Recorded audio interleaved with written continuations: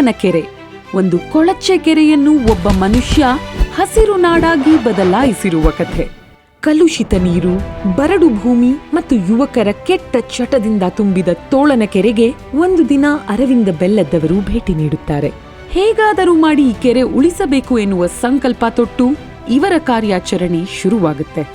Smart city ಅಡಿಯಲ್ಲಿ ಮತ್ತು ಶ್ರೀ ಪ್ರಹ್ಲಾದ್ ಜೋಶಿಯವರ ಮಾರ್ಗದರ್ಶನದಿಂದ ಇವತ್ತು ಇಲ್ಲಿ ವಿಶಾಲಕರ ಹಸಿರು ಭೂಮಿ, ಯೋಗ ಮತ್ತು ವ್ಯಾಯಾಮ ಸ್ಥಳ, ಬ್ಯಾಸ್ಕೆಟ್ಬಾಲ್ ಕೋರ್ಟ್ ಮತ್ತು ಒಂದು ಆಂಫಿ ಥಿಯೇಟರ್ ಕೂಡ ನಿರ್ಮಾಣವಾಗಿದೆ.